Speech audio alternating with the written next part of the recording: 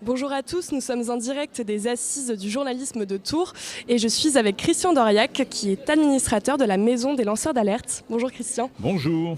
Alors première question, quel est le rôle de la Maison des lanceurs d'alerte? Alors la Maison des lanceurs d'alerte, elle vit sa 5e année, donc quand on n'a que 5 ans, le rôle se colle de plus en plus à la réalité.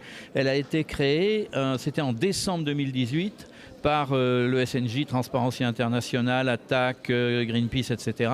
Et c'était pour venir en appui des lanceurs d'alerte. Venir en appui, ça veut dire leur apporter une assistance à la fois juridique, ensuite une assistance financière, parce que souvent ils vivent dans des conditions très compliquées, et puis je dirais une assistance médiatique, c'est-à-dire les aider à populariser la cause sur laquelle ils ont lancé une alerte sans se faire piéger par les différents mécanismes médiatiques qui pourraient les écraser. Voilà. D'accord. Et pourquoi faut-il protéger les lanceurs d'alerte en France? Parce que du coup, vous êtes axé principalement sur les lanceurs d'alerte français. Pourquoi c'est important de les protéger? C'est important de les protéger si on considère que l'alerte, c'est quelque chose qui sert l'intérêt général.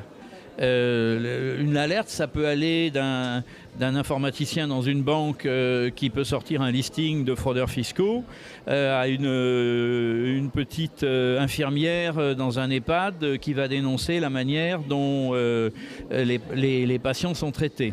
Et la plupart du temps, quand ces alertes sortent, les lanceurs d'alerte sont agressés par leur employeur ou leur institution et ils sont licenciés.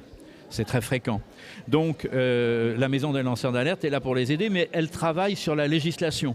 On a beaucoup travaillé sur la directive européenne sur les lanceurs d'alerte et on a fait un très fort plaidoyer pour la transposition de cette directive européenne. C'était au printemps dernier, avec des décrets d'application qui sont sortis en octobre et qui protègent réellement les lanceurs d'alerte. Pourquoi ils sont protégés? Parce qu'il faut les protéger tout simplement parce qu'ils sont agressés.